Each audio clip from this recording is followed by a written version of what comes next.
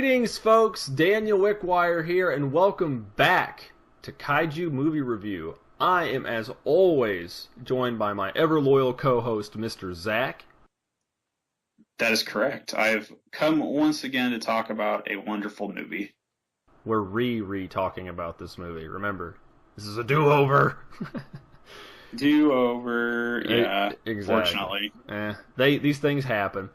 But this time, Zach will not take my tiny horse and leave me to die in the Forbidden Valley. I also decided not to steal your thunder. That's good, because last time you did, and that was mean. But, on a more serious note, though we already did a video talking about this, me and Angela did earlier this week, for those of you who have seen that, the only bit of news we'll be talking about this week is the unfortunate passing of Mr. Haru Nakajima. It was announced on Monday morning here in the United States. I actually found out later after we did that video it was due to complications from pneumonia is why he passed away. It's an unfortunate thing and a pretty big loss for the kaiju community as a whole. Very true. But as he said himself, I'm ad-libbing here a little bit, or I'm not going to do it verbatim. His performance of Godzilla will live on forever. Even after he's gone, we could still go back and see him as Godzilla. So I mentioned, kind of alluded to that in the last video we did. So silver lining to this whole situation, you can always go back and watch and see the work that he's done. That will never be gone. Well, yeah. No, we get where you're coming from, bro. Exactly. I know. I always do that. I always over-explain everything. It's a bad habit. But this is not about that. But yes, for those of you who didn't know, that did happen. And again, condolences from all of us to his family, friends, and of course other fans in the fandom about that loss. But we are going to go back to our movie, or start with our movie. We're going to be talking this week about the 1969 cowboy dinosaur adventure film, Valley of Gwangi. The movie was released in the UK. I couldn't find a specific time for this one, in 1969. It was released in the US in September of 1969, and I have a little bit of conflicting information here. It says it was released in Japan on July 19th, but I've heard 1969 and 1970. I think it's a little weird it would come out in Japan before the States, though things like this have happened before. I have a feeling it's probably July 1970, though, not 1969. I mean, I could see it either way. I mean, this is the kind of film that seems like it would do really well in Japan. So, I mean, they could have just been getting a jump on the release. That's very true, and that definitely could have happened. The runtime is 69 minutes, which is the exact same runtime as the previous film, Tremors, we did just the other week. It is directed by Jim O'Connelly, who was actually also the associate producer of the UK version of King Kong called Konga. Of course, this movie's way better than that. Produced by Mr. Ray Harryhausen and Charles H. Schneer. And of course, Ray Harryhausen also did the special effects, so you'll get to see lots and lots of awesome effects in this movie. It was written by William Bast, Julian Moore, and Willis O'Brien. And Willis O'Brien was added as a writing credit, not because he actually directly wrote for this film. Long before this movie came out in the 40s, he actually had a concept for a film called Valley of Gwangi, though I don't recall exactly how much they used of that movie. They did keep the title, so he was given a credit for the show. And I mean, it's well deserved. I mean, Willis O'Brien is another very prominent figure in the golden age of Hollywood. So it's fair. I think it's fair to give him a credit on this. Oh yeah, exactly. Especially and you would assume so with Ray Harryhausen being a producer, since of course Willis O'Brien taught Ray Harryhausen his stop motion style. So there you go, or helped him perfect it, or whatever all the backstory was behind that. But he was his mentor. The movie stars James Franciscus as Tuck, Gillian Golan as TJ, and Richard Carlson, who actually Richard Carlson also appeared in Creature from the Black Lagoon. So the other two didn't really have any notable credits as far as movies we cover, but they were in some other shows. Back in the time of cowboys and dinosaurs, well, mostly cowboys, we meet Tuck Kirby, a former stuntman for the struggling Buffalo Bills Wild West show. He now wants to purchase his ex-employer from the current owner, which happens to be his former lover, whose name is TJ. However, she is not interested because of Tuck's a kind of a selfish guy and would essentially shaft most of the other employees just for the benefit of himself. He's all about the money. She does begin to come around after time, seeing he might not be as bad as she thought.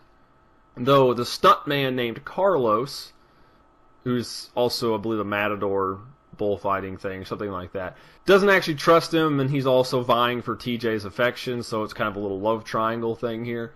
Tuck befriends a local boy named Lupe, who has dreams of becoming a rodeo star, as well as a paleontologist with the very, very British name Horace Bromley, who happens to be British. Mr. Bromley is currently studying the fossilized remains of Eohippus, which is actually Heracitherium, but at the time they made this, that wasn't changed. It wasn't a misnomer yet. The Eohippus was actually reclassified as a Heracitherium sometime after this film. But the animal is an extinct pygmy horse that's native to North America and Europe. After Tuck saves Lupe from one of the circus's bulls, TJ reveals to him her trump card in order to revive her floundering show, a real-life Eohippus that Carlos had found in the Forbidden Valley.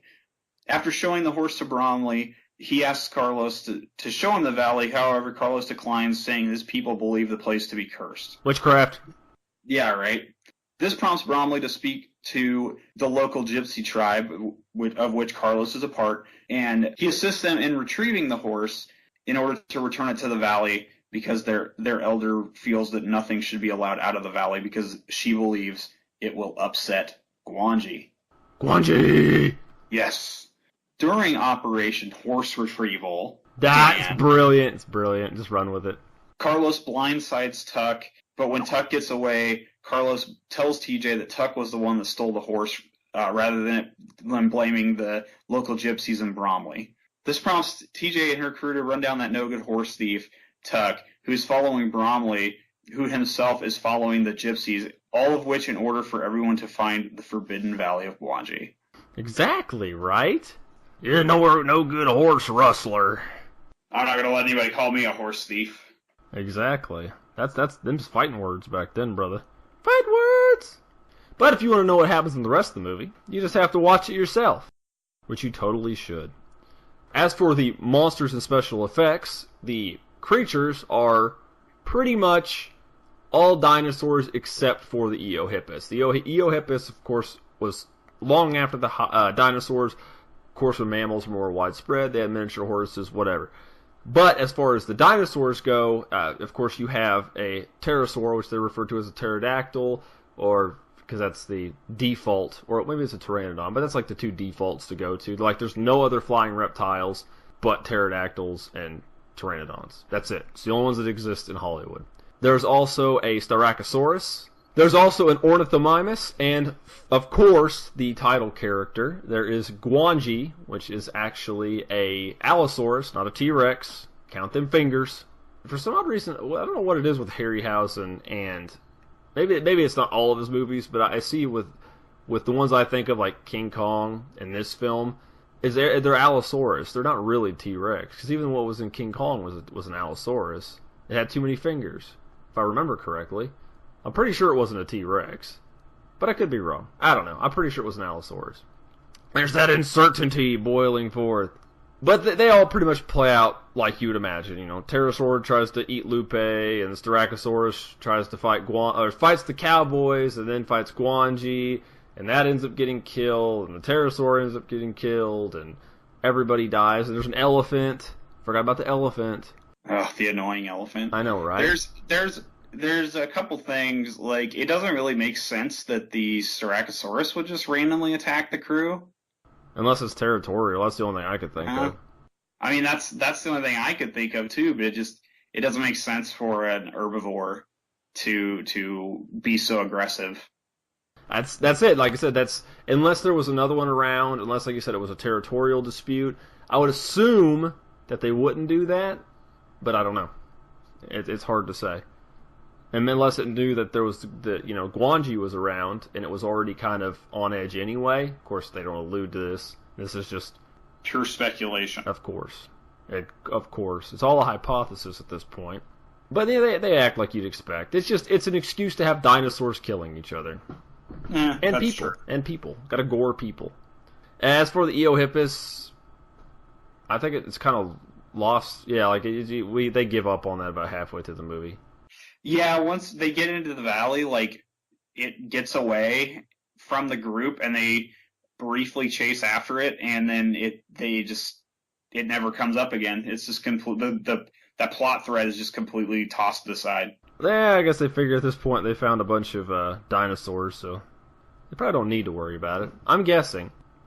But as for the special effects, since the dinosaurs, animals, creatures all fit the bill you would imagine they fit, the special effects are really good. They're actually very, very good. It's pretty much all stop motion, except for I know the pterosaur was a puppet at one point, and the Eohippus was all stop motion, except for when I picked it up, it was probably a prop, obviously.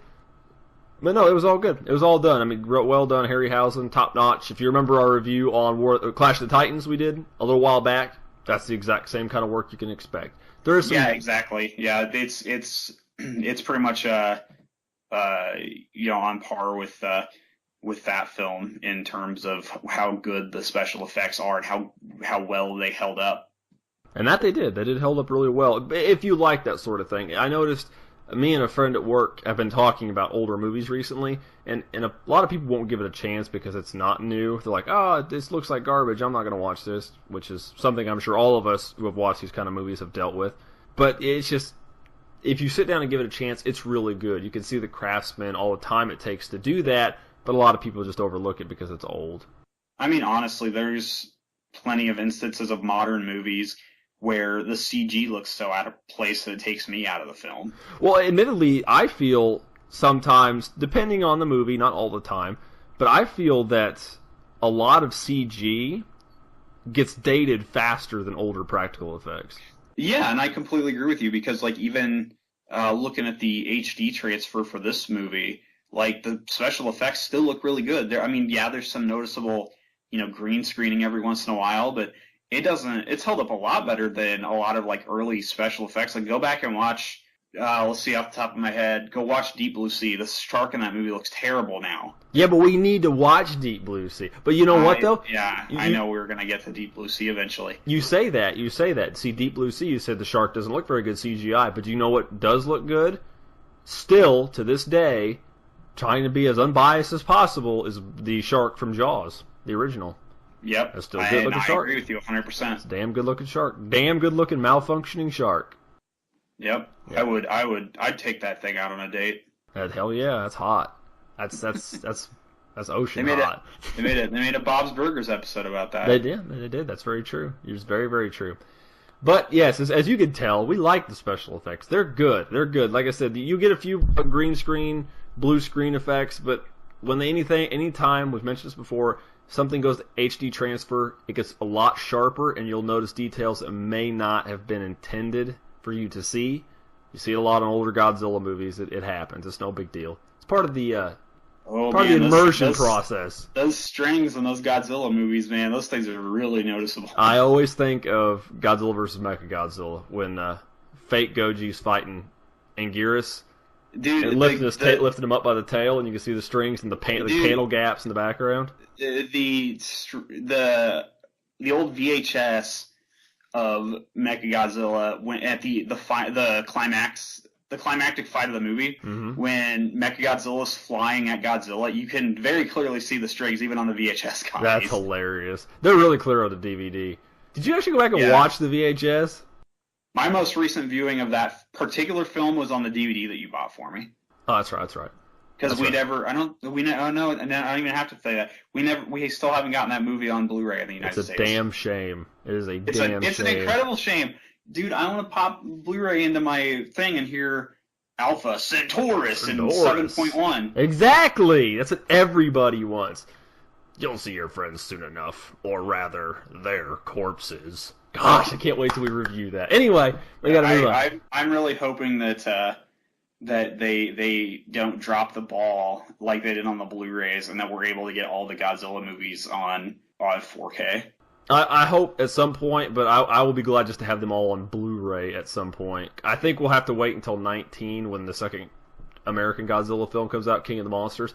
I think then we'll see another resurgence of those movies, but until then, I don't. We'll see another blitz of the older films to be released on Blu-ray. Exactly, and I really hope that's what happens because there's a lot that need the Blu-ray treatment, or even just a re-release. Period. And dear Internet, please let Kraken releasing handle the remaining films. Yes, because they were very fairly priced, and they did a fairly good job for what they had. And honestly, I like Media Blasters, but gosh, they just run out of production too fast.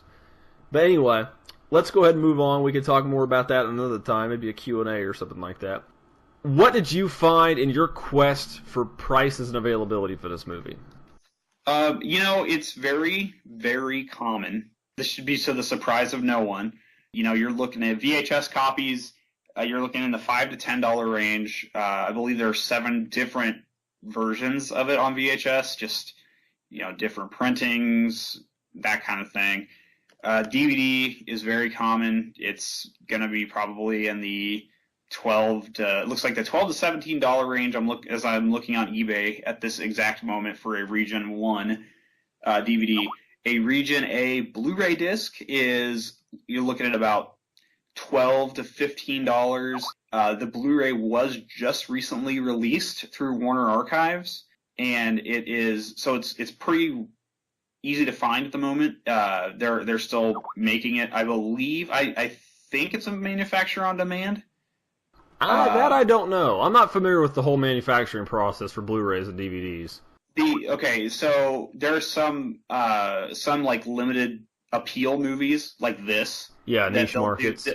More niche things where when they come out through services like Warner Archives, they're manufacturer on demand. So they literally, when you order that movie, they make that copy for you, and they don't hold a ton of them. That's actually really cool. That makes me feel special. They don't have thousands of them in a warehouse somewhere.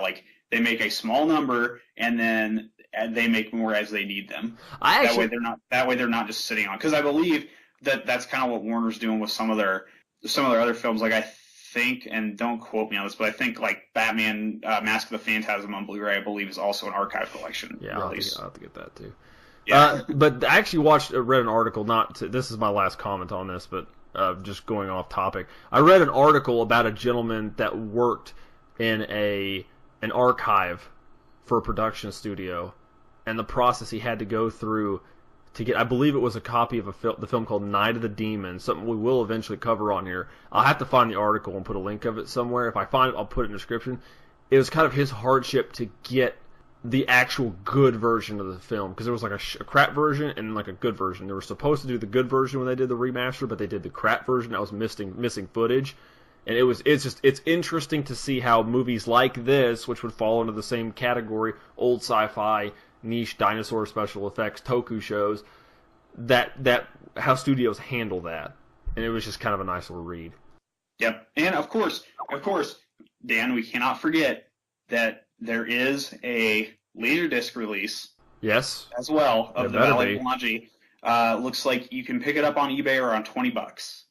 Well, my side of it, I found on Amazon many, many different copies. The Blu-ray is actually extremely cheap right now. If you feel the need to buy it, or if you think you need it, you should. I was going to say, which you should. Yes, you should. It's $10.27 right now, and free shipping if you have Prime. The DVD of the same release, the newest Valley of Gwangi archive, is $21.99. It's over twice the price when you could just buy the Blu-ray, and it's a better quality version of the film. And if you don't got a Blu-ray player, completely understand that. There's older release of the DVD that's $6.50. There's VHS copies, about $8 to $10. And there is a Laserdisc on here, and it's actually the Japanese Laserdisc, which makes it premium, and that's $17.01. That's a pretty good deal. Yeah, it's not bad at all.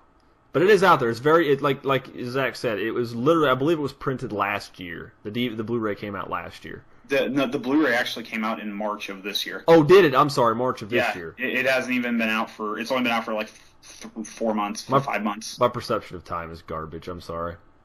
That's all right. All you right. have 3 kids. It's understandable. I know.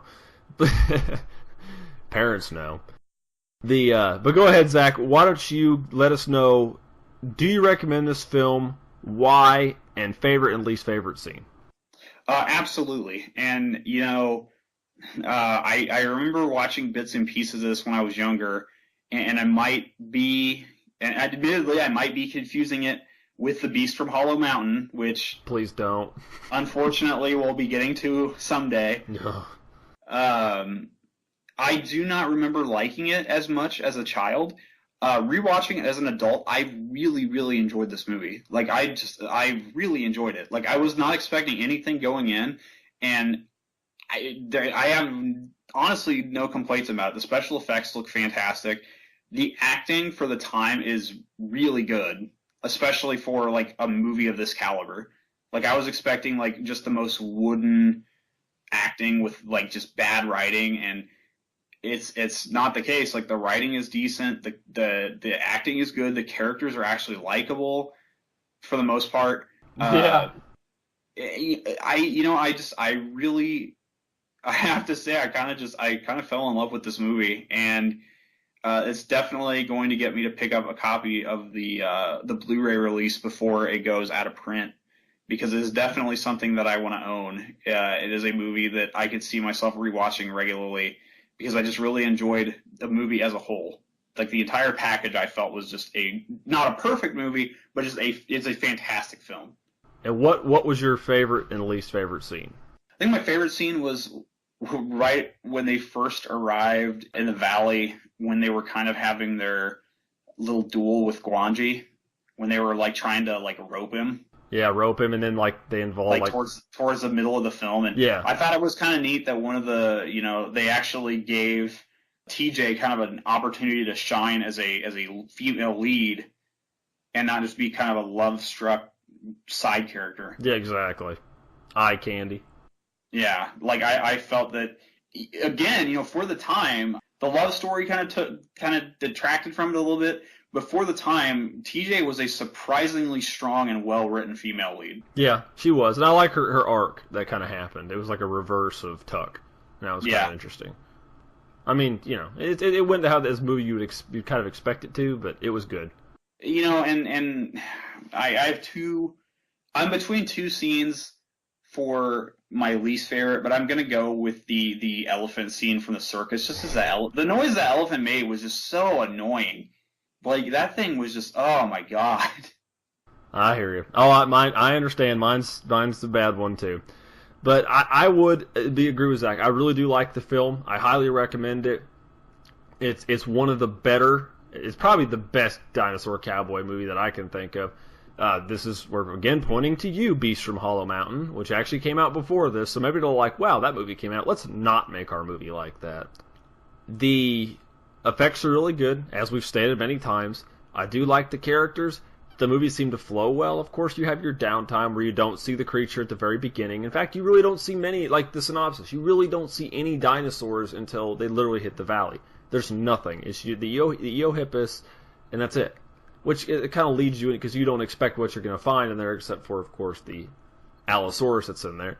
But, because it's right on the cover, there's some instances of some different writing quirks and things I like, and character arcs, and there's they fall into pretty well established stereotypes, but they use them well. They're not boring. It's a fun movie to watch. I'd have to say my favorite scene would be the same as Zach, as when they're in the valley with all the different dinosaurs and the flying reptiles. And then they rope the pterosaur, and then they do jousting on the Styracosaurus, and it's really fun and exciting, and a lot goes on. And there's like so much, it's like constant. Like, there's not really much reprieve. And then my least favorite scene would easily be the climactic scene with Gwangi, because he would not shut up. Gwangi's like roar is okay, used sparingly, but it's like the loop, the sound guy's like, let's just keep this loop going. And when he should have shut up, he still kept roaring. That was the worst part of it. I loved the climax of the movie, but somebody got a little overzealous with the sound on that. And that was easily my worst scene, which sucks because I love the ending, but that part of it just, hated it. But now that we've said that, Mr. Zach, why don't you go ahead and lead us out the door so we can turn off the lights on this episode of Kaiju Movie Review. Absolutely. You can find me, as always, over on the Twitters, at CultureZact. That's culture with a K. I'm always happy to talk about kaiju and related properties. You can also follow our KMR Twitter account, where you can find out the latest about the show and keep up to date with what we're working on. Additionally, you can find me on the website cultureshock.com. Once again, that's culture with a K, where I write about video games and video game-related content for our website. And of course, you can find me here and Mr. Zach bi-weekly doing Kaiju Movie Review. In between those weeks, I do a show called Monster Bites, which is a short-form trivia, fact-based video series. So if you want to learn things about kaijus, monsters, video games, aliens, all pertaining to the same topics we cover in Kaiju Movie Review, you can watch those for just short little bursts in between these longer style videos. Of course, I am on Twitter as well as Angela, and of course Zach mentioned his. I'll put all the important links in the description below, as well as the links to a few things we talked about today. Of course, we'll do one about Mr. Haru Nakajima, an article pertaining to that. And then, of course, the gentleman on Night of the Demon, his efforts to get the film properly restored, so we'll put those in.